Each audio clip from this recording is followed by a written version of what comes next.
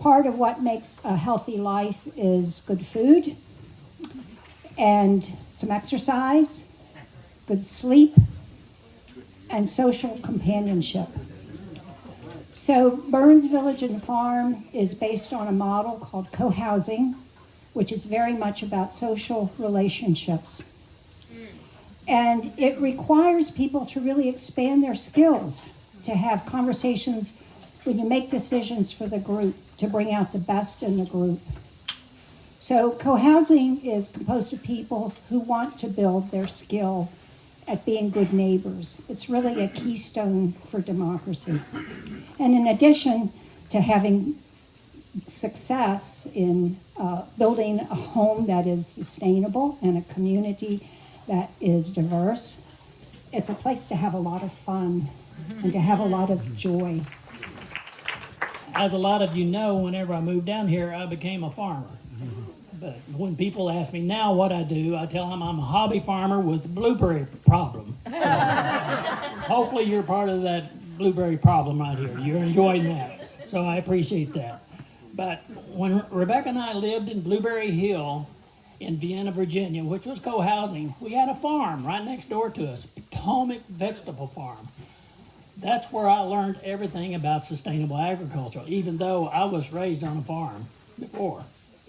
So we were thinking about how to do this, and we said, okay, let's do what we did in Vienna, Virginia.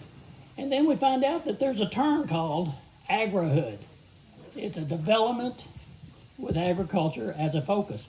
And there's over 100 of them in the United States. So we're not reinventing the wheel here.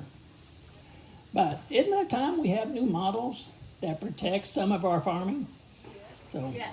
There's a lot of people who don't want their land to turn into a cookie cutter development.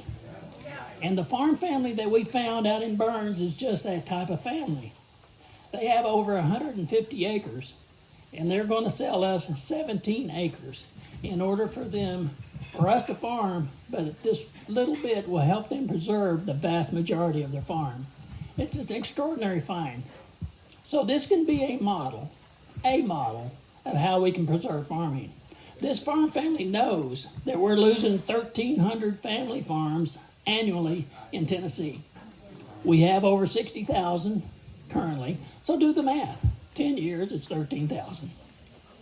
So where is that balance between development and local food? We got to have a place to live, but we got to eat. So Agrihood is one of those models where real estate and food come together. They are a sustainable adaptation to what we're facing today with our food. So this is an invitation for all of you and all of us to put our money where our values are. We already do with local food, with CSAs, with organic food. There are 9 invested households that are with us to make this happen. So imagine, if you will, if you're sitting in the clubhouse that we have at Burns Village, like we had up in Blueberry Hill, and you're eating a potluck with your neighbors, and you can look out the window and see where the food that you're eating was grown.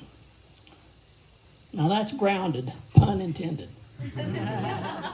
So like Rebecca said, visit our table and learn how we can shape our future, shape a more sustainable food future.